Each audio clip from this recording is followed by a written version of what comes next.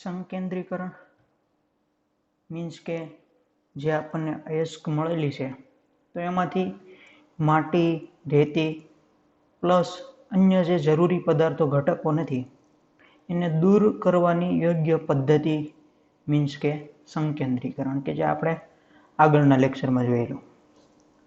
પછીનો ટોપિક છે જલીય પ્રક્ષાલન. તો આ પદ્ધતિમાં કાચી ધાતુ અને ગેંગની સાપેક્ષ ઘનતાનો સિદ્ધાંત સમાયેલો છે, માટે તેને સાપેક્ષ ઘનતા અલગીકરણ પણ કહે છે.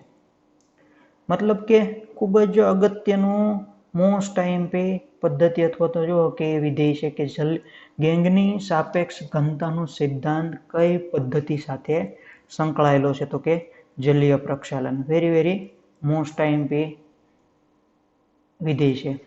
તો આ પદ્ધતિમાં કાચી ધાતુને એક પાત્રમાં લઈ તેના ઉપરના ભાગમાંથી પાણીનો પ્રવાહ પસાર કરવામાં આવે છે, જેથી પાવડર કરેલી કાચી ધાતુ ધોવાય છે અને ગેંગના હલકા કણો ધોવાઈ જાય છે અને છેવટે કાચી ધાતુ એકઠી થાય છે. તો જો આ સામાન્ય બેઝિક પદ્ધતિ કે જે આપણને અયસ્ક મીન્સ કે કાચી ધાતુ મળેલી છે અને આપણે ભૂકો કર્યો તો એમાં નાના કણ છે, મોટા કણ છે. તો એમાંથી એ જે ભૂકો કરેલો પદાર્થ છે તો એમાંથી પાણીનો પ્રવાહ આપણે પસાર કરશું તો નાના કણ છે એ પાત્રમાં પડ્યા રહેશે, જ્યારે નાના કણ છે એ પાણીના પ્રવાહ સાથે દૂર થશે, જ્યારે મોટા કણ છે એ પાત્રમાં પડ્યા રહેશે. તો આ રીતે તમે જો કે મોટા કણને નાના કણથી અલગ પાડી શકાય. સિમ્પલ ને બેઝિક છે. તો આ રીતે તમે જુઓ કે ગેંગની સાપેક્ષ ઘનતાનો સિદ્ધાંત. ગેંગ મીન્સ કે તમે જુઓ કે જેમાં બધા કાચી ધાતુના ઘટકોમાં જુદા જુદા ઘટક કણો, બધા રેતી, માટી, ઝીણાથી મોટા કણો બધા સમાયેલા હોય. તો એમાંથી આ રીતે કે જેમાં સાપેક્ષ ઘનતાનો મીન્સ કે નાના મોટો તફાવત હોય તો એના આધારે જુઓ કે એને તમે આ રીતે અલગીકરણ કરી શકો. તો ગેંગની સાપેક્ષ ઘનતાનો સિદ્ધાંત કઈ પદ્ધતિમાં, તો કે જલીય પ્રક્ષાલન પદ્ધતિ સાથે સંકળાયેલો છે, જેમાં તમે ભારે કણોને હલકા કણોની સાપેક્ષે સરળતાથી અલગ કરી શકો. ખૂબ જ અગત્યનું વિધેય છે. પછી આવે છે ચુંબકીય અલગીકરણ પદ્ધતિ. તો હવે જો આ પદ્ધતિ છે ચુંબકીય અલગીકરણ પદ્ધતિ, તો સામાન્ય રીતે આમાં ચુંબકીય આકર્ષણ અને અપાકર્ષણનો સિદ્ધાંત સમાયેલો હશે. તો મુખ્ય મેન વાત કે જે તત્વો અથવા તો ઘટકો ચુંબક પ્રત્યે આકર્ષિત હશે અને જે અપાકર્ષિત હશે એને એકબીજાથી તમે આ પદ્ધતિ દ્વારા અલગ કરી શકો. તો આ પદ્ધતિમાં જુઓ કે કાચી ધાતુના ઘટકોના ચુંબકીય ગુણધર્મોનો સિદ્ધાંત સમાયેલો. જો જલીય પ્રક્ષાલન પદ્ધતિમાં ગેંગની સાપેક્ષ ઘનતાનો સિદ્ધાંત સમાયેલો, જ્યારે આ બીજી પદ્ધતિ ચુંબકીય અલગીકરણ પદ્ધતિ કે જેમાં ચુંબકીય ગુણધર્મોનો સિદ્ધાંત સમાયેલો છે. તો કાચી ધાતુ અને ગેંગ બંનેમાંથી કોઈ એક જો ચુંબકીય આકર્ષણ પામી શકતી હોય તો ચુંબકીય ક્ષેત્ર લાગુ પાડી શકાય. આમ ચુંબકીય આકર્ષણ અને ચુંબકીય અપાકર્ષણ કરીએ, ચુંબકીય આકર્ષણ અથવા તો ચુંબકીય આકર્ષણ ન ધરાવતા ઘટકોને તમે જુઓ કે એકબીજાથી અલગ સરળતાથી પાડી શકો. તો આયનની કાચી ધાતુ, તો આયન તમે જાણો છો કે મોસ્ટ ઓફલી જો ચુંબક પ્રત્યે આકર્ષિત હોય. તો જે આયનની કાચી ધાતુ માટે આ પદ્ધતિ છે એ ઉપયોગી બને. તો નીચે આકૃતિ આપી છે. તો આ રીતે જુઓ કે આપણે આખું સેટઅપ ગોઠવવાનું કે જેમાં જુઓ કે બે આ ચુંબકીય રોલર ગોઠવેલા છે અને અહીંયા જો ચુંબકીય ક્ષેત્ર લાગુ પાડેલો હોય છે. આ જે પટ્ટો છે કન્વેયર બેલ્ટ કે જેની ઉપર અહીંથી જુઓ કે કાચી ધાતુ જે પાવડર સ્વરૂપે છે એ અહીંથી રેડવામાં આવે, જેથી કરીને પટ્ટા ઉપરથી જ્યારે કાચી ધાતુ અહીંયા આવશે ત્યારે જે ચુંબક પ્રત્યે આકર્ષિત હશે એ જ્યાં સુધી ચુંબક છે એ પટ્ટા સાથે આકર્ષિત હશે ત્યાં સુધી જુઓ કે એ ચુંબક પ્રત્યે આકર્ષિત ઘટકો એની સાથે ચોટેલા રહેશે અને જ્યાં એ પૂર્ણ થશે ત્યાં એ ઘટકો છૂટા પડશે. અને જે ઘટકો ચુંબક પ્રત્યે આકર્ષિત નથી એ તમે જુઓ કે અહીંથી ઉપરથી જ આ રીતે દૂર પડશે. તો આ રીતે જે દૂર પડેલા ઘટકો છે એ બિનચુંબકીય કણો છે, જે જો કે નજીક પડેલા ઘટકો છે ચુંબકીય તે આકર્ષિત આકર્ષિત કણો છે. એટલે આ રીતે તમે જુઓ કે આયનની જે ચુંબક પ્રત્યે આકર્ષિત ધાતુઓ છે એને એકબીજાથી તમે જુઓ કે ઘટક કણોથી અલગ પાડી શકાય. ખૂબ જ સિમ્પલ અને સરળ પદ્ધતિ છે. તો પાવડરયુક્ત કાચી ધાતુને ચુંબકીય રોલર મીન્સ કે કન્વેયર બેલ્ટ પણ કહી શકાય પર મૂકીને ચુંબકીય ક્ષેત્ર લાગુ પાડવામાં આવે છે. જે ઘટકો ચુંબકીય આકર્ષણ ધરાવતા હોય તે રોલર તરફ ખેંચાય છે, જ્યારે બિનચુંબકીય આકર્ષણીય ઘટકો રોલરથી દૂર પડે. જો આપણે રોલર છે એ રોલર ઉપર ચુંબકીય ક્ષેત્ર લાગુ પાડેલું છે, એટલે ચુંબક પ્રત્યે જે આકર્ષિત છે એ રોલર પટ્ટાની નજીક તરફ ખેંચાય છે. બિનચુંબકીય આકર્ષણીય ઘટકો છે એ રોલરથી દૂર તરફ પડશે. તો આ બેઝિક સામાન્ય પદ્ધતિ છે. જો ખાસ મહત્વની બાબત કે જે આયન છે એ લોખંડ મીન્સ કે જો ચુંબક પ્રત્યે આકર્ષિત, એટલે જે ધાતુ તત્વો ચુંબક પ્રત્યે આકર્ષિત હશે એને તમે આ પદ્ધતિ વડે એકબીજાથી અલગ પાડી શકો બીજી ધાતુની સાપેક્ષે. તો આપણે આગળના લેક્ચરમાં એક કોષ્ટક જોયું હતું. તો એ કોષ્ટકમાં જે મુખ્ય ખનિજ હોય એમાં જેમાં લોખંડની હાજરી હોય તો એ લોખંડની હાજરી જેમાં છે તો એ ઘટક કણોની માંથી લોખંડને આ પદ્ધતિ દ્વારા તમે અલગ પાડી શકો છો. મોસ્ટ આઈએમપી છે એવો વિકલ્પ આના ઉપરથી સરસ મજાનો બને. નીચેનામાંથી કયા ઘટકને તમે જુઓ કે ચુંબકીય પદ્ધતિ દ્વારા ચુંબકીય જે પદ્ધતિ છે એ લાગુ પાડી શકો. ચુંબકીય અલગીકરણ પદ્ધતિ જે છે એ તમે લાગુ પાડી શકો. તો નીચે ઘટકો આપેલા હોય, ઘટકોમાં જેમાં લોખંડ હોય અથવા તો જે ચુંબક પ્રત્યે આકર્ષિત ધાતુ હોય તો એને તમે આ પદ્ધતિ લાગુ પાડી શકો. બીજી કોઈ પણ જુઓ કે ધાતુ તત્વ હોય તો એને તમે લાગુ પાડી શકતા નથી. તો ખાસ મહત્વની બાબત એ યાદ રાખવી કે ચુંબકીય અલગીકરણ પદ્ધતિનો સિદ્ધાંત છે એ ચુંબકીય અલગીકરણ પદ્ધતિ સાથે જો સંકળાયેલો છે કે જેમાં ચુંબકીય આકર્ષણ અને અપાકર્ષણ નો સિદ્ધાંત સમાયેલો છે. પછી આગળ બીજી પદ્ધતિ જોઈ તો સંકેન્દ્રીકરણની ફીણ પ્લવન પદ્ધતિ. જો જલીય નિક્ષાલન, ચુંબકીય અલગીકરણ અને આ સંકેન્દ્રીકરણની ફીણ પ્લવન પદ્ધતિ, આ ત્રણેય જો કે વેરી મોસ્ટ આઈએમપી ટોપિક છે એક્ઝામ સંબંધી, કે વિકલ્પની દ્રષ્ટિએ અથવા તો પ્રશ્નની દ્રષ્ટિએ 2 માર્ક્સમાં આવવાની શક્યતા રહી. તો ખાસ આ બાબત ધ્યાનમાં રાખવી. તો આ પણ એક ખૂબ જ સરસ મજાની બેઝિક પદ્ધતિ, કે આપણે આ ત્રણ જો તો પદ્ધતિ ધોરણ 10માં પણ અભ્યાસ કરેલો છે. તો આ જે સંકેન્દ્રીકરણની ફીણ પ્લવન પદ્ધતિ છે તો એમાં સલ્ફાઇડયુક્ત કાચી ધાતુને દળીને પાવડરના રૂપમાં ફેરવી પાણીમાં નિલંબિત કરવાથી તેમાં ફીણ ઉત્પન્ન થાય. તો પહેલી જ મુખ્ય બાબત કે જે સલ્ફાઇડયુક્ત ખનિજ હશે તો એને સંકેન્દ્રીકરણની ફીણ પ્લવન પદ્ધતિ લાગુ પાડી શકાય. જો મોસ્ટ આઈએમપી વિધેય છે કે જે આપણે આગળ કોષ્ટક જોયું હતું તો એ કોષ્ટકમાં જેમાં સલ્ફરની હાજરી હશે તો એ સલ્ફરની હાજરીવાળા ઘટકો જે છે એને તમે ફીણ પ્લવન પદ્ધતિ લાગુ પાડી શકો છો અને એમાંથી સલ્ફાઇડયુક્ત કાચી ધાતુ સલ્ફાઇડયુક્ત કાચી ધાતુને તમે અલગ પાડી શકો, સલ્ફરને ત્યાંથી છૂટો પાડી શકો.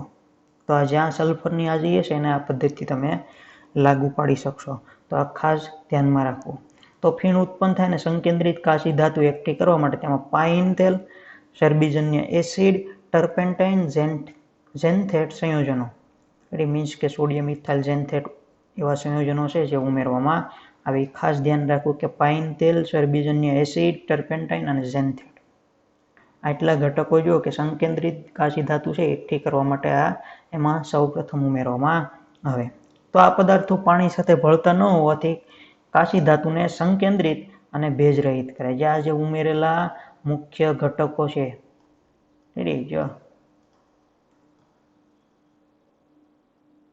આ જેટલા ઘટકો છે એ સલ્ફાઇડયુક્ત કાચી ધાતુ છે એમાં ઉમેરવામાં આવશે કે જેથી કરીને જો કે પાણી સાથે આ પદાર્થ છે પાણી સાથે ભળતા ન હોવાથી કાચી ધાતુને સંકેન્દ્રિત અને ભેજ રહિત કરશે. પછી આ ઉપરાંત તેમાં જો કે ક્રેસોલ, એનિલિન જેવા ફીણ સ્થાયીકારકો એ ખૂબ જ મહત્વનું છે. ક્રેસોલ અને એનિલિન જેવા ફીણ સ્થાયીકારકો આના બંધારણ પણ હજી આપણે ઓર્ગેનિકમાં આવશે। તો ક્રેસોલ અને એનિલિન જેવા ફીણ સ્થાયીકારકો જો કે એમાં ઉમેરવામાં આવે કે જેથી કરીને જે ફીણ બને એ ફીણને જાળવી રાખે તો એને સ્થાયી કરી રાખે, ઝડપથી જો કે ફીણ ત્યાંથી ઉત્પન્ન જે થાય એ દૂર થાય નહીં। તો ખનિજના કણો પાઇન ઓઇલ જેવા પદાર્થોથી ભીંજાય છે। જો આગળ જે આપણે જુદા જુદા પદાર્થો ઉમેર્યા, ટર્પેન્ટાઇન ને પાઇન તેલ ને એ બધું, તો એનાથી જો કે પાઇન ઓઇલ જેવા પદાર્થોથી ખનિજના કણો ભીંજાય છે, જ્યારે ગેંગના કણો પાણીથી ભીંજાય છે।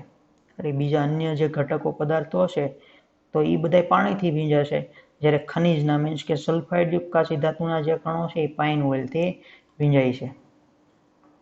તો જો અગત્યનું વિધેય છે એટલું જે ઉપરનું આપેલું છે આ ખાસ મહત્વનું છે। તો આ રીતે જો આખો સેટઅપ ગોઠવવામાં આવતો હોય છે કે જેમાં જો કે પહેલા તો આ એક પાત્રમાં જો સલ્ફાઇડયુક્ત કાચી ધાતુના કણ પ્લસ પાણી, તેમાં એ ઉપરાંત જો ટર્પેન્ટાઇન પ્લસ એનિલિન, ક્રેસોલ આ બધું જો આમાં ઉમેરવામાં આવશે। પછી ઉપરથી જો કે પ્રેશરથી હવા દાખલ કરવામાં આવશે એટલે આમાં જો ફીણ ઉત્પન્ન થશે। તો ફીણ સાથે જો કે જે સલ્ફાઇડયુક્ત ખનિજવાળું ફીણ છે એ ઉપર આવશે ને ઉપરથી તમે જો કે એને ઝારા વડે કાઢીને પાણીથી ધોઈને એનાથી સલ્ફર છે એ અલગ કરવામાં આવશે। જે અશુદ્ધિઓ છે તો એ પાત્રના તળિયે એકઠી થશે કે ત્યાંથી તેને તમે અલગ કરી શકો। તો આ રીતે આખું સેટઅપ ગોઠવવામાં આવે અને સરળતાથી સલ્ફાઇડયુક્ત કાચી ધાતુને છૂટી પાડી શકાય। તો આકૃતિમાં દર્શાવ્યા મુજબ મિશ્રણમાં હવા દાખલ કરવામાં આવે ત્યારે દ્રાવણ સ્વાભાવિક છે ખળબળશે અને ઉત્પન્ન થતા ખળબળશે એટલે તમે જો કે એમાં ફીણ ઉત્પન્ન થશે। તો એમાં હલકા ફીણ સાથે કાચી ધાતુના કણો ઉપર તરફ જાય છે, જેને આ ફીણ હલકું હોવાથી ઉપરના ભાગમાંથી તમે ઝારા વડે સરળતાથી બહાર કાઢી શકો।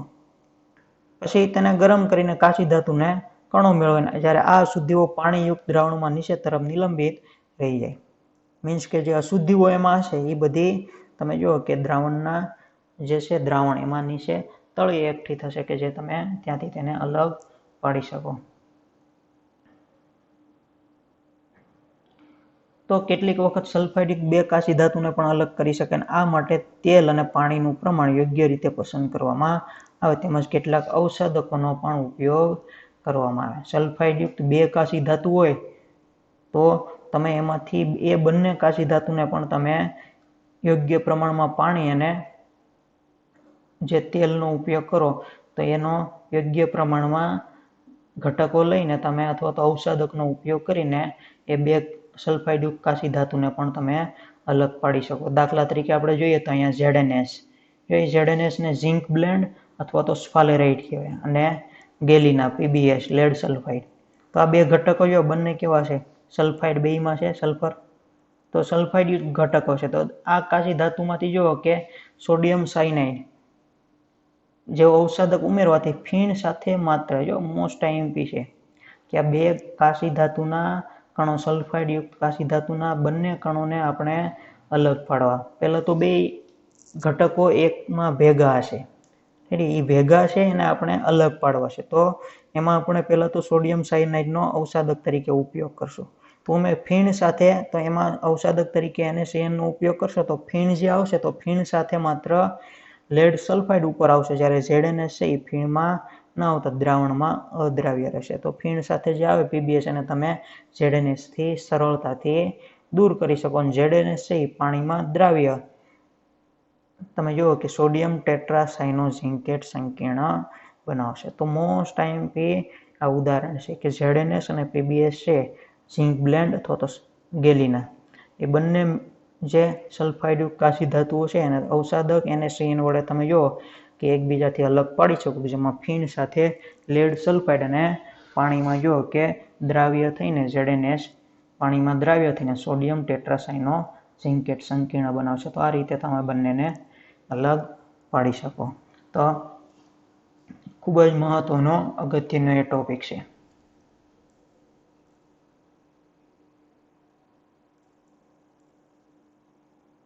તો એક આવો પ્રશ્ન બને કે ભાઈ સલ્ફાઇડયુક્ત કાચી ધાતુના સંકેન્દ્રીકરણ માટે ફીણ પ્લવન વિધિ અનિવાર્ય બને છે, કારણ આપો। તો તમે જો કે સલ્ફાઇડયુક્ત કાચી ધાતુના સંકેન્દ્રીકરણ માટે જલીય પ્રક્ષાલન, ચુંબકીય અલગીકરણ કે નિક્ષાલન જેવી પદ્ધતિનો ઉપયોગ કરતી વખતે બે બાબતોનું સંપૂર્ણપણે પાલન થવું જરૂરી છે કે યોગ્ય પદ્ધતિ દ્વારા જો કે વધુમાં વધુ કાચી ધાતુ મળવી જોઈએ, પર્યાવરણને અસર કરતા પરિબળોમાંથી પર્યાવરણ જોખમાય નહીં. પણ હવે તમે અહીંયા જો સલ્ફાઇડ યુક્ત કાચી ધાતુ છે એ ફીણ પ્લવન પદ્ધતિ કે જે નિમ્ન બાબતોનું પણ સંપૂર્ણપણે પાલન કરે ને તે અનિવાર્ય ગણાય. મીન્સ કે વધુમાં વધુ તમે જો કે હજી ત્યાં સલ્ફાઇડ યુક્ત ફીણ પ્લવન પદ્ધતિ છે તો એમાંથી તમને સલ્ફાઇડ યુક્ત કાચી ધાતુ તમને શુદ્ધ સ્વરૂપમાં જો કે સલ્ફર છે છૂટો પડશે નહીં. હજી તમે અન્ય પદ્ધતિઓ દ્વારા તમારે હજી એનું શુદ્ધિકરણ કરવું પડશે. સલ્ફર છે એટલે એને જો હજી ભૂંજન છે, કેલ્સિનેશન, જુદી જુદી પદ્ધતિઓથી તમે જો એને ઓક્સાઇડમાં ફેરવવું પડશે. જો ઓક્સાઇડમાં નહીં ફેરવો અને આગળ તમે બીજી પદ્ધતિ દ્વારા શુદ્ધિકરણ કરવા જશો તો એમાં જે સલ્ફર ડાયોક્સાઇડ છે એ વાતાવરણમાં છૂટો પડે કે જે પર્યાવરણ માટે જો કે ખૂબ જ જોખમી છે. એટલે એ જો કે તમે એને સંપૂર્ણપણે જો કે સલ્ફાઇડ યુક્ત કાચી ધાતુના શુદ્ધિકરણ માટે એક પદ્ધતિનો ઉપયોગ કરી શકો અને હજી અન્ય પદ્ધતિઓના આધાર પર હજી એનું શુદ્ધિકરણ કરવામાં આવતું હશે. ત્યારે તમે જો કે કોઈ પણ જે તે તમારે ધાતુ છૂટી પાડવી છે એ ધાતુ તમે સલ્ફર છે એની સાથેથી તમે છૂટી પાડી શકો. તો પછી આવે છે સંકેન્દ્રીકરણની નિક્ષાલન પદ્ધતિ.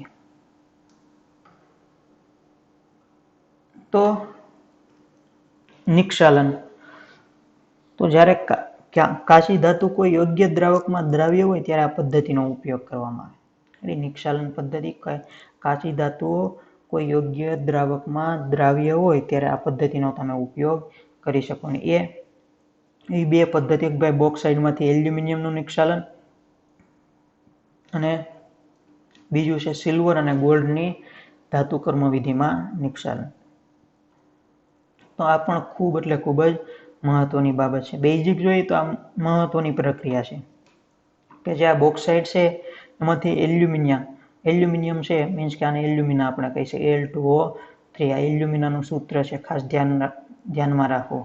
તો એલ્યુમિનિયમની કાચી ધાતુ છે તેમાંથી એલ્યુમિનાનું નિક્ષાલન થાય. પછી જે આ એલ્યુમિના મળ્યું છે એમાંથી તમે એલ્યુમિનિયમ પછી રિડક્શન પદ્ધતિ જે છે હોલે-રાઉલ્ટ પદ્ધતિ એનાથી તમે એલ્યુમિનિયમ છૂટું પાડી શકો. સીધું એલ્યુમિનિયમ છૂટું પાડવું છે એ ખર્ચાળ પદ્ધતિ થઈ પડે એટલે તમે સીધું એનું શુદ્ધિકરણ કરી શકો નહીં.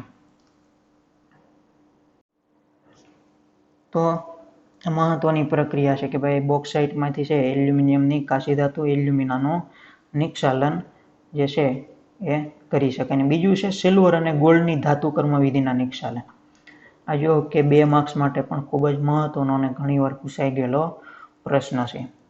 તો સિલ્વર અને ગોલ્ડ, સિલ્વર મીન્સ કે Ag, ગોલ્ડ મીન્સ કે Au. તો સિલ્વર અને ગોલ્ડની ધાતુ કર્મ વિધિમાં ઓક્સિજનની હાજરીમાં જો મોસ્ટ ટાઈમ નીટમાં પણ પૂછાઈ ગયો કે સિલ્વર અને ગોલ્ડની નિક્ષાલન પદ્ધતિમાં નીચેનામાંથી કયા વાયુની હાજરી જરૂરી છે અથવા તો હાજરી હોય છે. તો ઓક્સિજનની હાજરીમાં સિલ્વર Agનું NaCN અને ગોલ્ડ મીન્સ કે Auનું KCN. મોસ્ટ ટાઈમ એટલું વિધેય છે, ખાસ ધ્યાનમાં રાખો કે Ag સિલ્વરનું NaCN અને ગોલ્ડનું KCN વડે નિક્ષાલન કરવામાં આવે છે. નિક્ષાલન મીન્સ કે કોઈ પણ ધાતુ છૂટી પાડવી શુદ્ધ સ્વરૂપમાં અને ધાતુ વિસ્થાપિત સ્વરૂપે મળે. આ પદ્ધતિને મેક આર્થર ફોરેસ્ટ સાયનાઇડ પદ્ધતિ તરીકે પણ ઓળખવામાં આવે. તો એવું પણ આવે ભાઈ મેક આર્થર ફોરેસ્ટ સાયનાઇડ પદ્ધતિમાં કઈ ધાતુ તત્વોનું નિક્ષાલન નીચેનામાંથી થાય. સિલ્વર આપેલું હોય તો એ, ગોલ્ડ આપેલું હોય તો એ. જો આમાંથી જે આપણા આજના ટોપિક બને એમાંથી અઢળક વિકલ્પો બની શકે IMP એવા કોમ્પિટિટિવ એક્ઝામ માટે, એટલે ખાસ ધ્યાનમાં રાખવું. તો પ્રક્રિયામાં કઈ રીતે કે કોઈ પણ ભાઈ ધાતુ તત્વ છે, ધાતુ તત્વ તરીકે Ag અથવા તો Au અને એના સંબંધિત જો કે NaCN અને ગોલ્ડ હોય તો KCN નો ઉપયોગ પ્લસ પાણી અને ઓક્સિજનની હાજરીમાં પ્રક્રિયા થઈને MCN2 માઇનસ આખું સંકીર્ણ સંયોજન પહેલા બનશે. જો ખાસ ધ્યાન રાખવું, પ્રથમ તબક્કો જે છે એમાં આ પ્રકારનું જો કે આખું સંકીર્ણ ધાતુ તત્વો સાથે સંકીર્ણ સંયોજનનું નિર્માણ થશે. પછી બીજા તબક્કામાં જે આ સંકીર્ણ સંયોજન નો જથ્થો જે છે એ સંકીર્ણ સંયોજનની કોઈ પણ ધાતુ મીન્સ કે ઝીંક સાથેની પ્રક્રિયા થશે તો એ જ્યાં જે તે ધાતુ તત્વોનું જે સ્થાન હતું ત્યાં ઝીંક લેશે અને એના જ્યાં અને ત્યાંથી એ ધાતુ તત્વો છે એ સરળતાથી છૂટી પડશે. તો આ રીતે આખી ઝીંક સાથેની જે ઉપરની પ્રક્રિયામાં જે સંકીર્ણ સંયોજન મળ્યું તો એની ઝીંક સાથેની પ્રક્રિયાથી તમે જુઓ કે જે તે ગોલ્ડ અથવા તો સિલ્વર ધાતુ છૂટી પડશે અને સાયનાઇડ પદ્ધતિ તરીકે પણ ઓળખાય. એ દરમિયાન જુઓ કે જ્યારે ધાતુ છૂટી પડશે ત્યારે કયું સંયોજન આખું ZnCN4- 2 સંકીર્ણ આખું સંયોજન બનશે. તો આ બે જે પ્રક્રિયા છે મોસ્ટ આઈએમપી છે અને 2 માર્ક્સમાં આ પ્રશ્ન ઘણીવાર પૂછાયેલો છે. તો આ ખાસ ધ્યાનમાં લેવું. તો આપણે બોક્સાઇટમાંથી શુદ્ધ એલ્યુમિના આપણે આગળ જે ચર્ચા કરી તો એક પદ્ધતિથી હવે એને આપણે વિગતવાર જોઈએ તો બોક્સાઇટ છે એ મુખ્ય તો એક છે કે ભાઈ એલ્યુમિનિયમની મુખ્ય ખનિજ છે કે મીન્સ કે બોક્સાઇટમાં એલ્યુમિનિયમનો જથ્થો ઝાઝો હશે. તો વૈશ્વિક ઉત્પાદન જુઓ કે 100 મિલિયન ટન જેટલું છે બોક્સાઇટનું. તો બેઝિક છે ખાલી આંકડાકીય માહિતી જાણવા માટે. તો અશુદ્ધ બોક્સાઇટમાં અશુદ્ધિ રૂપે જો કે સિલિકા મીન્સ કે SiO2, લો મીન્સ કે આયર્નના ઓક્સાઇડ, Fe2O3 દાખલા તરીકે અને ટિટેનિયમ ડાયોક્સાઇડ મીન્સ કે રૂટાઇલ તરીકે પણ ઓળખાય TiO2. જો આ સામાન્ય નામ ખાસ ધ્યાનમાં રાખવા. રૂટાઇલ મીન્સ કે TiO2 હોય છે. અને ભારતમાં બોક્સાઇટનું ઉત્પાદન જો કે 1 મિલિયન ટન જેટલું. જો વૈશ્વિક રીતે આખા વિશ્વમાં 100 મિલિયન ટન જ્યારે ભારતમાં જો કે 1 મિલિયન ટન જેટલું એનું ઉત્પાદન છે. તો બોક્સાઇટમાંથી એલ્યુમિનામાંથી એલ્યુમિનિયમનું શુદ્ધિકરણ થાય. તો આ બંને પદ્ધતિઓમાંથી જો પસાર થઈને છેવટે એલ્યુમિનિયમ મળતું હોય છે. તો આ પદ્ધતિમાં કઈ રીતની પ્રોસેસ સંકળાયેલી છે એ જોઈએ આપણે કે ભાઈ બોક્સાઇટ ખનિજ જે છે એ મળે તો એમાંથી સૌપ્રથમ તો જુઓ કે આ બધી કાચી ધાતુઓ એમાં સિલિકા, આયર્નના ઓક્સાઇડ, પછી ટિટેનિયમ ડાયોક્સાઇડ જેવી અશુદ્ધિઓ હશે તો એ બધી અશુદ્ધિઓને પહેલાં છૂટી પાડવાની પછી આગળ પ્રોસેસ થશે. તો એમાં જોઈએ કે બોક્સાઇટને ખનિજને દળીને નાના કણોમાં રૂપાંતરિત કર્યા બાદ 6 થી 8% સાંદ્ર NaOH ના દ્રાવણ સાથે 473 થી 523 કેલ્વિન તાપમાને 35 થી 36 બાર દબાણ હેઠળ પકવવામાં આવશે. જો આ 6 થી 8% સાંદ્ર NaOH એ ખાસ ધ્યાન રાખવું અને 473 થી 523 કેલ્વિન તાપમાન 35 થી 36 દબાણ બાર હેઠળ અને પ્રક્રિયા કરવામાં આવશે. તો ત્યારે તમે જુઓ કે આ રીતની આખી પ્રક્રિયા થશે. પછી જો આ પ્રક્રિયાના કારણે Al2O3 ઉભય ગુણધર્મી ઓક્સાઇડ NaOH બેઝ સાથે પ્રક્રિયા કરીને દ્રાવ્ય હાઇડ્રેટ સોડિયમ એલ્યુમિનેટ સૌપ્રથમ જુઓ કે NaOH4 જો અહીંયા સૌપ્રથમ આ તમને મળશે. તો આ ઉભય ગુણધર્મી ઓક્સાઇડ છે ખાસ ધ્યાનમાં રાખવો ઘણી જગ્યાએ જે આવશે. અને NaOH છે બેઝ સાથે પ્રક્રિયા કરીને સૌપ્રથમ આ પ્રકારનું સંકીર્ણ સંયોજન સોડિયમ ટેટ્રાહાઇડ્રો એલ્યુમિનેટ જો આ જે છે એનું ઓક્સિડેશન આંક છે એલ્યુમિનિયમનો એનું જે આપણે આખું સંકીર્ણ સંયોજન આખું ચેપ્ટર આવશે ત્યારે એની સંપૂર્ણપણે નામકરણ સહિતની માહિતી મેળવશું. અત્યારે આ વસ્તુ છે ખ્યાલમાં રાખવા ત્યારે આ બધા પણ નામકરણ ત્યાં આવશે. તો સૌપ્રથમ આ સંકીર્ણ બનાવે તો બાકી રહેલા ઘટકોમાં સિલિકોન ડાયોક્સાઇડ, સોડિયમ હાઇડ્રોક્સાઇડમાં દ્રવી જઈને સોડિયમ સિલિકેટ બનાવે પરંતુ આયર્ન અને ટિટેનિયમના હાઇડ્રોક્સાઇડ અદ્રાવ્ય અવક્ષેપન પામશે જેને ગાળણ ક્રિયાથી અલગ કરી દેવામાં આવે. તો જો આ પહેલા તો આ સંકીર્ણ સંયોજન બન્યું. પછી સિલિકોન ડાયોક્સાઇડ છે એ તમે જો કે NaOHમાં દ્રાવ્ય થઈને સોડિયમ સિલિકેટ બનાવે એ ત્યાંથી તમે અલગ પાડી દો.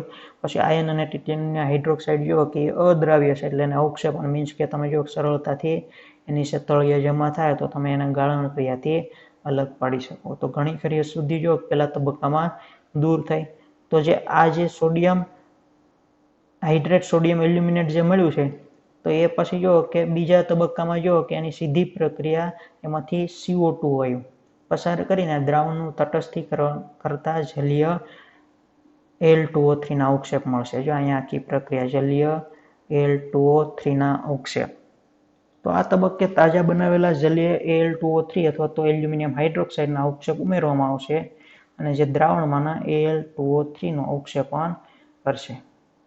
તાજું બનાવેલું Al2O3 નું પછી અથવા તો એલ્યુમિનિયમ હાઇડ્રોક્સાઇડનું દ્રાવણ એમાં ઉમેરશો એટલે Al2O3 જે છે તો આ જે અવક્ષેપ છે એ સોડિયમ બાયકાર્બોનેટથી છૂટા પડશે અને બંને ઘટકો છે એકબીજાથી અલગ થાય. જો આ દરમિયાન બીજા તબક્કામાં જો સોડિયમ બાયકાર્બોનેટ મીન્સ કે ખાવાના સોડા પણ જો કે આ પદ્ધતિમાં છૂટા પડે કે એ પણ જો કે ઉપયોગી એવું ખાસ સંયોજન છે. તો સોડિયમ સિલિકેટ દ્રાવણમાં રહી જાય છે અને અદ્રાવ્ય જલીય એલ્યુમિનાને ગાળી લઈને અંતે 1470 કેલ્વિન તાપમાને ગરમ કરવાથી શુદ્ધ એલ્યુમિના આ રીતે નિક્ષાલન પદ્ધતિ દ્વારા તમે છૂટું પાડી શકો છો. તો ખૂબ જ મહત્વની અને અગત્યનો આ ટોપિક હતો. તો આજના જે ટોપિક આવ્યા પ્રથમ જો તો સંકેન્દ્રીકરણ નિક્ષાલન એટલે સંકેન્દ્રીકરણ, પછી જલીય પ્રક્ષાલન, ચુંબકીય અલગીકરણ, ફીણ પ્લવન પદ્ધતિ, સંકેન્દ્રીકરણની ફીણ પ્લવન પદ્ધતિ, પછી જો કે જુદી જુદી નિક્ષાલન પદ્ધતિઓ કે જેમાં બોક્સાઇડ માંથી એલ્યુમિના અને સિલ્વર અને ગોલ્ડની નિક્ષાલન પદ્ધતિ. તો આ બધા ટોપિક 2-2 માર્ક્સ માટે અને વૈકલ્પિક દ્રષ્ટિએ જો કે ખૂબ એટલે ખૂબ જ અગત્યના અને મોસ્ટ એમપી છે. તો અહીંથી જો કે આપણે શરૂઆત કરી હતી તો સૌપ્રથમ અયસ્કનું સંકેન્દ્રણ, જલીય પ્રક્ષાલન, ચુંબકીય અલગીકરણ પદ્ધતિ,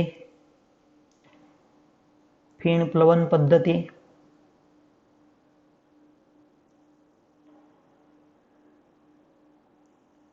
એક ઉદાહરણ આપેલું છે કે જેમાં નવસર્જક ધોબણ. તો એક બેઝિક છે કે ભાઈ એક ધોબણ જો તમે જો ધોબણનું કામ છે એ કપડાં ધોવાનું. તો એ કપડાં ધોવે ત્યારે તમે જો કે એમાં જે કપડાં છે એ પાણીમાં પલાળેલા હોય તો મેલા કપડાં છે એ પાણીમાં જો પાવડર ઉમેરેલો હોય, પાણી હોય પ્લસ કાપડ, મેલું કાપડ. તો એમાંથી જ્યારે મેલ દૂર થશે તો એ તમે જો કે ફીણ જે છે અલગ પડશે અને મેલ જે કપડાનો જે મેલ છે ને એ તળિયે જમા થશે. એટલે જ્યારે તમે પાણી જ્યારે એકઠું કાઢશો ને ત્યારે ઘણો ખેરો મેલ તમે તળિયે જોશો. તો સ્વાભાવિક છે કે એમાં તમે જો કે જે પાવડર ઉમેર્યો તો જે કાપડમાંથી મેલ દૂર થઈને એ કાપડ સાથેથી જો અલગ પડી ગયો.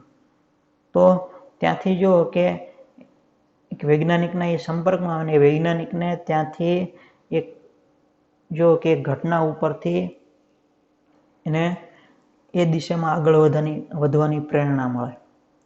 શરૂઆત જો કે ધોબણે જો કે ખાલી એને બેઝિક એના વિશે ખ્યાલ આવ્યો હતો અને એમાંથી કે જે રસાયણશાસ્ત્રી જે શ્રીમતી કેરી એવર્સન કે એના જો કે કપડાં જે છે એ ધોબણ ધોતી અને એની સાથે એ વાત કરી ત્યારે એ રસાયણશાસ્ત્રીને એ સંબંધિત ખ્યાલ આવ્યો. એણે એના ઉપર જો કે વિચાર કર્યા અને આગળ એ પદ્ધતિઓ થકી એ વિચાર થકી જો કે એ દિશામાં આગળ વધ્યા અને એ દિશામાંથી જો કે એને આ ફીણ પ્લવન પદ્ધતિઓ સલ્ફાઇડયુક્ત કાચી ધાતુની શુદ્ધિકરણ માટેની જે ફીણ પ્લવન પદ્ધતિ છે એ આખી વિકસાવી. અને પ્લસ જો કે કોપર ધાતુ સંબંધિત પણ એણે જુદી જુદી પદ્ધતિઓ ઉપર એણે કાર્ય કર્યું. મીન્સ કે તમે જો શરૂઆત એક ધોબણથી કે જે કપડાં ધોવે છે ત્યાં જો કે આ એક ઘટના બની એનું એણે ઓબ્ઝર્વેશન કર્યું. એક સામાન્ય બાબત છે એ સામાન્ય બાબત એની કેપેસિટી જો કે કોઈ પણ વૈજ્ઞાનિક ઢબે કોઈ પણ ધાતુ તત્વોમાંથી જે ઘટક કણો છૂટું પાડવા માટેની પદ્ધતિ વિશેનો એને કોઈ ખ્યાલ નહોતો, પણ એક પ્રેરણા સ્ત્રોત કે જે રસાયણશાસ્ત્રી હતા એના માટે એ બની. અને તમે જુઓ કે એ પદ્ધતિ મળી અને એના થકી જો આજે અઢળક જુઓ કે એના ફાયદા આજના સમયમાં મળી રહ્યા છે.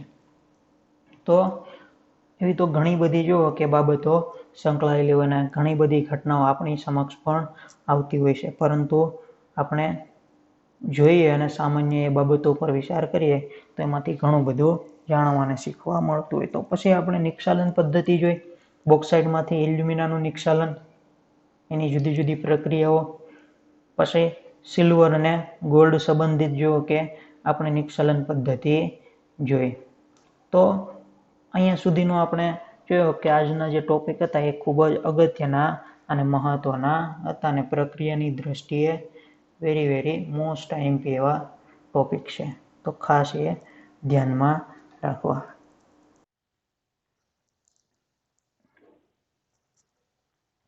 બીજી અન્ય પદ્ધતિઓ જે છે કાચી ધાતુમાંથી ધાતુ છૂટી પાડવા માટેની, તો એના સંબંધિત તબક્કાઓ છે આપણે અહીંયા જોઈશું કે સંકેન્દ્રિત કાચી ધાતુના સંયોજનોમાં મેળવવાની ધાતુ આયન સ્વરૂપે હોય છે, માટે તેમને રિડક્શન દ્વારા મેળવી શકાય.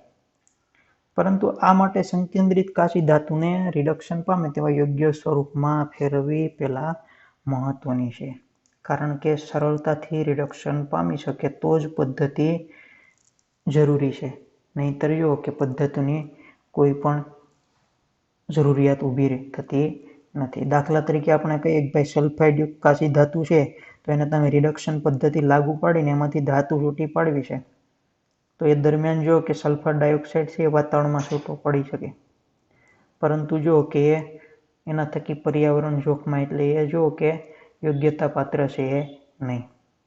તો એના વિકલ્પમાં આપણે બીજો પ્રશ્ન જોઈએ કે ભાઈ તો એ સલ્ફાઇડ યુક્ત કાચી ધાતુ છે, તો એના પહેલા સૌપ્રથમ આપણે ઓક્સાઇડમાં ફેરવી દઈએ. તો ઓક્સાઇડમાં ફેરવ્યા પછી તમે એને સરળતાથી તમે જો કે એનું રિડક્શન કરી શકો, અને જે તે ઓક્સાઇડ સંયોજનો છે એનું રિડક્શન સરળ છે. તો આ પ્રમાણે જો કે ઓક્સાઇડ યુક્ત કાચી ધાતુમાંથી જુદા જુદા તબક્કાઓ છે, એના થકી તમે જે તે ધાતુને સરળતાથી છૂટી પાડી શકો. તો એ તબક્કાઓમાં જોઈએ કે સૌ પ્રથમ જે સલ્ફાઇડ યુક્ત કાચી ધાતુ છે એને પહેલાં તો આપણે ધાતુ ઓક્સાઇડમાં રૂપાંતરણ કરશું, અને જે ધાતુ ઓક્સાઇડ જે મળશે એમાંથી એનું રિડક્શન દ્વારા જે તે ધાતુ સરળતાથી છૂટી પડશે. તો દાખલા તરીકે આપણે કહીએ કે ભાઈ સલ્ફાઇડ યુક્ત કાચી ધાતુ હોય તો એની ગુંજન પ્રક્રિયા દ્વારા સૌ પ્રથમ એને ઓક્સાઇડમાં ફેરવો. ઓક્સાઇડમાં ફેરવ્યા પછી તમે એનું રિડક્શન કરશો તો સરળતાથી એમાંથી ઓક્સિજન દૂર થઈને એમાંથી તમને ધાતુ છૂટી પડશે, અને વાતાવરણીય પ્રદૂષણ જે પ્રક્રિયા છે એ પણ જુઓ કે જોખમાશે નહીં.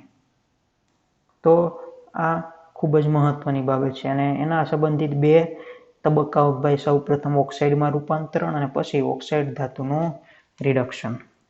તો આ રીતે જો કોપર ધાતુ મેળવવાની આપણે એના સંબંધિત જો કોપર ધાતુ મેળવવાની સૂકી ધાતુ કર્મવિધિ સાથે જો કે જુદા જુદા તબક્કાઓને ધ્યાનમાં રાખીએ તો સૌ પ્રથમ સંકેન્દ્રીકરણ, પછી ભુંજન તો નિસ્તાપન, અને ત્રીજા તબક્કામાં પ્રદ્રાવણ.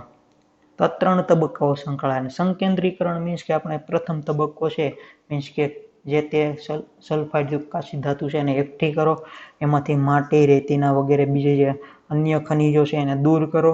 પછી સલ્ફર છે, તો હવે કોપર સલ્ફાઇડ છે તો સ્વાભાવિક છે કે એની સાથે ફીણ પ્લવન પદ્ધતિ સંકળાયેલી હોય, અને એને થકી જો તમે સલ્ફાઇડ યુક્ત કણોને તમે દૂર કરી શકો.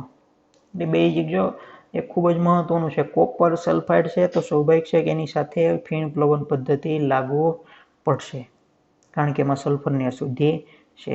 તો કોપર સલ્ફાઇડના ખનિજોમાં આશરે જો 2% જેટલું મુક્ત કોપર હોતું હોય છે. તો એને તમે ફીણ પદ્ધતિ વડે સલ્ફાઇડ ખનિજોનું સંકેન્દ્રણ કરવામાં આવે, જેમાં તમે જો દળેલા ખનિજને પાણીમાં નિલંબિત કરીને એમાં ટર્પેન્ટાઇન તેલ અથવા તો ક્રાયોલાઇટ તેલ અથવા તો એમાં પછી હવા ફૂંકવામાં આવશે, તેલ અને ખનિજ પર લાગી જાય અને હવાના પરપોટા સાથે જો ઉપરના ભાગમાં ફીણ તરીકે એકઠું થાય, જ્યારે કચરો અને અશુદ્ધિઓ છે એ નીચે જમા થશે, અને ફીણને જારા વડે કાઢીને તમે એમાંથી સલ્ફરના કણોને દૂર કરી શકો. તો આ પદ્ધતિનો અભ્યાસ આપણે આગળ ઉપર જુઓ કે સૌ પ્રથમ પદ્ધતિઓમાં જોયેલો છે. તો એ પદ્ધતિ દ્વારા આખા તબક્કા દરમિયાન જો કે સલ્ફાઇડ યુક્ત કણો અને ધાતુના કણો જે છે એ છૂટા પડશે. અને આ પ્રમાણે તમે જો પદ્ધતિ દ્વારા 25% કોપર ધરાવતી કાચી ધાતુ મળશે. તો ઘણા ખરા એમાંથી સલ્ફરના કણો પ્લસ અન્ય અશુદ્ધિઓ છે એ દૂર થશે. તો હવે જે તમે જો કે કાચી ધાતુ મળી, તો એનો બીજો તબક્કો કે એ કાચી ધાતુને પછી ઓક્સાઇડમાં ફેરવવાનું. જેમાં સલ્ફરની હાજરી હશે તો તો એ સલ્ફરની હાજરી ત્યાંથી જુઓ કે ઓક્સાઇડ દૂર થઈને ઓક્સાઇડમાં રૂપાંતરિત થશે. તો આપણે અહીંયા જોઈએ કે સંકેન્દ્રીકરણથી મળતી કાચી ધાતુનું હવામાં ભૂંજન કરવામાં આવે જેથી ઊંચા તાપમાને ભેજ વરાળ રૂપે અને સલ્ફર તથા આર્સેનિક તેમના ઓક્સાઇડ સ્વરૂપે દૂર થાય છે. જો સલ્ફર તથા આર્સેનિક હશે તો એના ઓક્સાઇડ મીન્સ કે સલ્ફર ડાયોક્સાઇડ અને આર્સેનિક ટ્રાયોક્સાઇડ સ્વરૂપે જુઓ કે એ દૂર થશે. ભૂંજન દરમિયાન આયન સલ્ફાઇડનું આયન ઓક્સાઇડમાં રૂપાંતરણ ન થાય ત્યાં સુધી ક્યુપ્રસ સલ્ફાઇડનું તેના ઓક્સાઇડ Cu2માં રૂપાંતરણ થતું નથી. મીન્સ કે તમે જો બંને સલ્ફાઇડયુક્ત કાચી ધાતુનું ઓક્સાઇડમાં પરિવર્તન થશે. તો તમે જુઓ કે આયન સલ્ફાઇડનું આયન ઓક્સાઇડમાં રૂપાંતરણ ન થાય ત્યાં સુધી ક્યુપ્રસ સલ્ફાઇડનું પણ તેનું ઓક્સાઇડમાં રૂપાંતરણ થતું નથી. પછી જો એ ક્યુપ્રસ સલ્ફાઇડ છે તો એનું પછી તમે હજી બીજા તબક્કાઓ દ્વારા હજી ભૂંજન પ્રક્રિયા દ્વારા એને તમે ક્યુપ્રસ ઓક્સાઇડમાં પણ રૂપાંતરણ કરી શકો.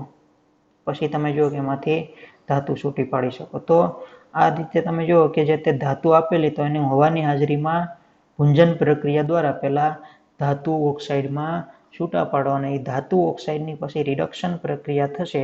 તો અહીંયા આયન ઓક્સાઇડ જે છૂટું પડ્યું એની પછી રિડક્શન કોઈ પણ મીન્સ કે કાર્બનની હાજરીમાં કાર્બન મોનોક્સાઇડની હાજરીમાં રિડક્શન પ્રક્રિયા થઈને ઓક્સિજન છે એ જુઓ કે ખનિજ ઓક્સિજન દૂર થશે ને તમને ધાતુ સંપૂર્ણપણે મળશે, છૂટી પડશે. તો આ રીતે તમે જુઓ કે ભૂંજન પ્રક્રિયા દ્વારા સલ્ફાઇડયુક્ત કાચી ધાતુને ધાત્વીય ઓક્સાઇડ સંયોજનોમાં રૂપાંતરિત કરી શકો હવાની હાજરીમાં ઊંચા તાપમાને ગરમ કરતા. પછી પ્રદ્રાવણ. પ્રદ્રાવણ પદ્ધતિમાં જો એને સ્મેલ્ટિંગ તરીકે પણ ઓળખવામાં આવે કે જે તાપમાનના તફાવત ઉપર આધારિત છે કે જેમાં જો ભૂંજનથી મળતા મિશ્રણને વાદભઠ્ઠીમાં, વાદભઠ્ઠી મીન્સ કે એક ટાઈપની ભઠ્ઠી છે જે આપણે આખી પ્રોસેસ આગળ હજી આવશે કે રેતી સાથે પીગળવાથી રેતી અને આયન ઓક્સાઇડ સંયોજઈને આયન સિલિકેટ બનાવે જેને સ્લેગ કહે છે. પ્લસ તમે જુઓ કે એ પ્રદ્રાવણ મીન્સ કે આખું કે ભઠ્ઠીમાં એ બધું જે ઓક્સાઇડ સ્વરૂપે હશે એ તમને મળ્યું એને રેતી આયન ઓક્સાઇડ સાથે જુઓ કે ભેગા કરશો એટલે આયન સિલિકેટ બનાવ્યું જે સ્લેગ તરીકે ઓળખાય જે વાદભઠ્ઠીમાં જુઓ કે એનું નિર્માણની પ્રોસેસ થતી હોય છે કે જે આખો ટોપિક છે જે આપણે આગળ અભ્યાસમાં આવશે. પછી ભૂંજન અને કેલ્સિનેશન તો ખૂબ જ મોસ્ટ આઈએમપી છે. 2 માર્ક્સમાં પૂછે કેલ્સિનેશન સમજાવો તો ભૂંજન સમજાવો.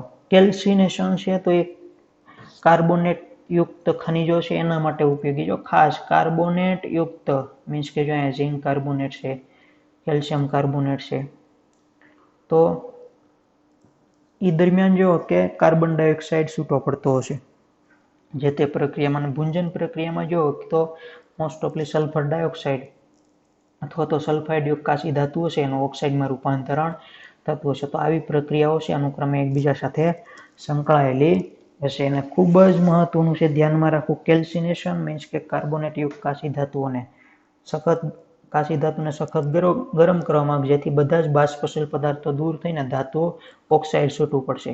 એ જ રીતે ભૂંજનમાં પણ જો કે કાચી ધાતુને હવાની હાજરીમાં સખત ગરમ કરવામાં આવશે. અહીંયા હવાની હાજરી છે નહીં, ભૂંજનમાં હવાની હાજરીમાં ગરમ કરવામાં આવશે એટલે જો કે ધાતુ ઓક્સાઇડ ને સલ્ફર ડાયોક્સાઇડ છૂટવો પડશે.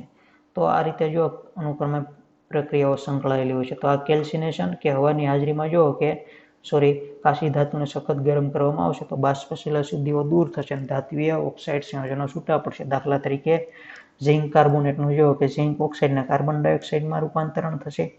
તો આ રીતની કોઈ પણ એક પ્રક્રિયા તમે ઉદાહરણ સ્વરૂપે ટોપિકમાં લખી શકો. તો આ વિધેય અને એક પ્રક્રિયા તો 2 માર્ક્સનો સરસ મજાનો પ્રશ્ન બને. અને વિકલ્પ તરીકે પણ આવી શકે કે કેલ્શિયમ કાર્બોનેટ યુક્ત કાચી ધાતુ ઓક્સાઇડ અને કાર્બન ડાયોક્સાઇડ છૂટું પડે તો કઈ પ્રક્રિયા દર્શાવે છે તો કે કેલ્સિનેશન. જ્યારે ભૂંજન પ્રક્રિયામાં જો કાચી ધાતુને તેના ધાતુના ગલન બિંદુથી નીચા તાપમાન આકૃતિમાં દર્શાવ્યા પ્રમાણે પરાવર્તની ભઠ્ઠી મીન્સ કે રેવર્બેરેટરી ભઠ્ઠી તરીકે પણ ઓળખાય હવા દાખલ કરીને સતત હવા દાખલ કરીને ગરમ કરવામાં આવે. જો આ રીતની આખી પ્રોસેસ હોય આકૃતિ જે છે એ જરૂરી નથી સમજવા માટે છે. તો આખી પ્રોસેસ આ રીતની હોય. અને હાલમાં પણ જો કે આવી જુદી જુદી પદ્ધતિઓ છે, ઘણી બધી અલગ અલગ પદ્ધતિઓ દ્વારા આ રીતની પ્રક્રિયા કરી શકાય. પરંતુ એક બેઝિક અહીંયા આકૃતિમાં આ રીતની પ્રક્રિયા આપી છે, જેમાં જો કે સલ્ફાઇડયુક્ત કાચી ધાતુ છે તો એમાં હવાની હાજરી, હવા ફૂંકવામાં આવશે જેથી કરીને જે ધાત્વિય ઓક્સાઇડ અને સલ્ફર ડાયોક્સાઇડ છૂટવું પડશે. તો અહીંથી જો કે દાખલ કરવામાં આવશે. અહીંયા જો કે આ ભઠ્ઠી છે, પછી મેગ્નેસાઇડ બે સાઈડ ગોઠવેલું, હવા અને તેલ અહીંથી દાખલ કરવામાં આવશે. નીચે સિલિકા સ્લેબ સ્વરૂપે દૂર થશે. અને આ જો કે હેંગર મીન્સ કે હવા ફૂંકવા માટેનો આખું પ્રોસેસ છે, જેથી કરીને ઊંચા તાપમાને જો કે પ્રોસેસ થઈને સલ્ફાઇડયુક્ત કાચી ધાતુ છે એ ઓક્સાઇડમાં રૂપાંતરણ પામશે. તો અહીંયા પ્રક્રિયાઓ આપી, કોઈ પણ એક પ્રક્રિયા તમે દર્શાવી શકો. લેડ સલ્ફેટમાં જો લેડ ઓક્સાઇડને સલ્ફર ડાયોક્સાઇડ, ઝિંક સલ્ફાઇડમાંથી ઝિંક ઓક્સાઇડ, સલ્ફર ડાયોક્સાઇડ. તો આ રીતે કોઈ પણ સલ્ફાઇડયુક્ત કાચી ધાતુ છે એની હવાની હાજરીમાં ગરમ કરવામાં આવશે તો ધાત્વિય ઓક્સાઇડ અને સલ્ફર ડાયોક્સાઇડ છૂટવો પડશે. તો આ ભૂંજન પ્રક્રિયા તરીકે ઓળખાય. ખૂબ જ અગત્યની અને મોસ્ટ આઈએમપી પ્રક્રિયા છે બંને. તો કોપરની કાચી ધાતુ સલ્ફાઇડયુક્ત હોય, મીન્સ કે કોપર પાયરાઇટ્સ અથવા તો કોપર ગ્લાન્સ, તો પરાવર્તનની ભઠ્ઠીમાં ગરમ કરવામાં આવે. બંનેમાં જો કે કોપર પાયરાઇટ્સ અને કોપર ગ્લાન્સ બંને સલ્ફાઇડયુક્ત કાચી ધાતુઓ છે, જેનો સંબંધ ફીણ પ્લવન પદ્ધતિ સાથે પણ રહેલો છે અને ભૂંજન પ્રક્રિયા સાથે પણ રહેલો છે.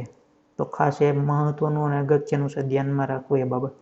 તો જો આયનયુક્ત કાચી ધાતુ હોય તો તેને ગરમ કરતા પહેલા સિલિકા મીન્સ કે SiO2 ઉમેરવામાં આવે છે, જેથી આયન ઓક્સાઇડ સાથે પ્રક્રિયા કરીને આયન સિલિકેટ મીન્સ કે સ્લેગ તરીકે ઓળખાય. ખૂબ જ અગત્યનો આયન સિલિકેટ FeSiO3 કે જે સ્લેગ તરીકે ઓળખાય વૈકલ્પિક દ્રષ્ટિએ આવી શકે, જે આયન ઓક્સાઇડ અને સિલિકોન ડાયોક્સાઇડનું મિશ્રણ છે. આ જ પ્રમાણે કોપર ધાતુ એક મિશ્ર પદાર્થ બનાવે કે જે Cu2S અને FeS નું મિશ્રણ કે જેને મેટ્ટે તરીકે ઓળખવામાં આવે. મોસ્ટ આઈએમપી છે મેટ્ટે મીન્સ કે Cu2S અને FeS. તો ઘણી બધી એક્ઝામોમાં આ પૂછાયેલું છે. Cu2S અને FeS ના મિશ્રણને શું કહેવાય? મેટ્ટે. અને FeO અને SiO2 નો મિશ્રણ મીન્સ કે FeSiO3 કે જે સ્લેગ તરીકે ઓળખાય. તો આ પ્રક્રિયા દરમિયાન જે સલ્ફર ડાયોક્સાઇડ જે વાયુ ઉત્પન્ન થશે એ SO4 ના ઉત્પાદનમાં પણ વાપરી શકાય, જેની પ્રક્રિયાઓ પણ આપણે આગળ અભ્યાસક્રમમાં આવશે. તો આ રીતે ભૂંજન અને કેલ્સિનેશન પ્રક્રિયાઓ દ્વારા ધાત્વિય કાર્બોનેટ અથવા તો ધાત્વિય સલ્ફાઇડ સંયોજનોમાંથી ધાત્વિય ઓક્સાઇડમાં રૂપાંતરણ સરળતાથી કરી શકાય. સ્લેગ અને મેટ્ટે જે છે એ અગત્યના વિધેયો આવી ગયા, એક ખાસ ધ્યાનમાં રાખવા. તો આ રીતે જે ધાત્વિય સંયોજનો જે છૂટા પડ્યા એનું પછી રિડક્શન પદ્ધતિઓ દ્વારા એમાંથી ધાતુ છૂટી પડશે. કઈ રીતે? તો કે જે કાચી ધાતુ તમને મળી તો એની રિડક્શન પ્રક્રિયા દ્વારા, એ દરમિયાન રિડક્શન કરતા તરીકે કોણ? તો કે કાર્બન અને કાર્બન મોનોક્સાઇડ, અથવા તો અન્ય ધાતુઓ તરીકે કોણ? તો કે નિકલ, પેલેડિયમ, પ્લેટિનમ જેવા ધાતુ તત્વોનો ઉપયોગ કરીને તમે રિડક્શન પ્રક્રિયા દ્વારા શુદ્ધ ધાતુ છૂટી પાડી શકશો. તો કાર્બન જેવા રિડક્શન કરતા ધાતુના ઓક્સાઇડ સાથે સંયોજાઈને ધાતુ ઓક્સાઇડનું રિડક્શન કરીને ધાતુ આપે. આ રીતે આખી પ્રક્રિયા થશે. તો મહત્વની છે કે જે આપણે ભૂંજન અને કેલ્સિનેશન દ્વારા જે ધાત્વિય ઓક્સાઇડ છૂટા પડ્યા એની પછી કાર્બન મોનોક્સાઇડ અથવા તો નિકલ, પેલેડિયમ અને પ્લેટિનમ જેવી ધાતુ તત્વોની હાજરીમાં તમે જુઓ કે પ્રક્રિયા કરીને ધાતુ છૂટી પાડી શકો. એવી ઘણી બધી પ્રક્રિયાઓ છે. તો ધાતુ ઓક્સાઇડ તેમની સ્થાયીતા પ્રમાણે સહેલાઈથી કે મુશ્કેલીથી રિડક્શન પામે, અને સહેલાઈથી રિડક્શન પામતા ઓક્સાઇડમાંથી સામાન્ય રિડક્શન કરતાના ઉપયોગથી રિડક્શન દ્વારા ધાતુ મેળવી શકાય. દાખલા તરીકે Fe2O3 માંથી આયન ધાતુ કે જે સામાન્ય રિડક્શન દ્વારા પણ તમે સરળતાથી ધાતુ છૂટી પાડી શકો. જ્યારે સ્થાયી ઓક્સાઇડનું રિડક્શન ઇલેક્ટ્રોન સ્વીકારીને થઈ શકે, મીન્સ કે ઇલેક્ટ્રોન મેળવવો કે સ્વીકારવો કરવાની રિડક્શન પ્રક્રિયા. આમ ઇલેક્ટ્રોન મેળવીને થતી રિડક્શન પ્રક્રિયાને ઇલેક્ટ્રોનેશન કહે. દાખલા તરીકે એલ્યુમિનામાંથી એલ્યુમિનિયમ ધાતુ. આ બંને તબક્કાઓની ચર્ચા આપણે રેડોક્સ પ્રક્રિયા ધોરણ 11માં કરેલી છે કે જે તમે સારી રીતે સમજી શકો. ઇલેક્ટ્રોન ગુમાવીને થતી પ્રક્રિયા, ઇલેક્ટ્રોન મેળવીને થતી પ્રક્રિયા, ઓક્સિડેશન, રિડક્શન, ઓક્સિડેશન કરતા અને રિડક્શન પ્રક્રિયા, બધી પ્રક્રિયાઓથી તમે માહિતગાર છો અને સારી રીતે સમજેલા છો. ખ્યાલ ન આવે તો એ પ્રકરણ જે આપણે ભણી ગયા એનું રિવિઝન ખાસ કરવું. હજી ઘણી જગ્યાએ પણ એની ઉપયોગિતા આવશે અને જરૂર પડશે. જો કે બંને રિડક્શન પ્રક્રિયા દરમિયાન ઉષ્માની જરૂર પડશે. ઉષ્મીય રિડક્શન માટે જરૂરી તાપમાનના ફેરફારોને સમજવા માટે અને કયો પદાર્થ ધાતુ ઓક્સાઇડના રિડક્શન માટે યોગ્ય ગણાય તે માટે ગિબ્સ મુક્ત ઉર્જાની ગણતરી અને તેનું અર્થઘટન જરૂરી બને.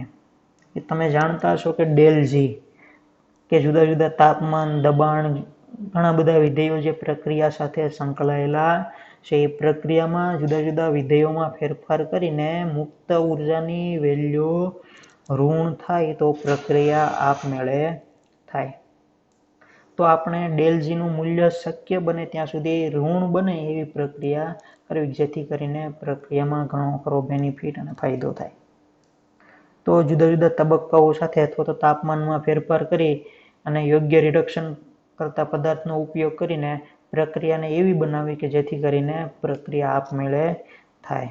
તો તાપમાનના ફેરફાર સાથેના ધાતુ કર્મવિધિના અભ્યાસને પાયરો ધાતુ કર્મવિધિ કહે છે. મોસ્ટ આઈએમપી છે વૈકલ્પિક દ્રષ્ટિએ તાપમાનના ફેરફાર સાથેના ધાતુ કર્મવિધિના અભ્યાસને પાયરો ધાતુ કર્મવિધિ તરીકે ઓળખવામાં આવે.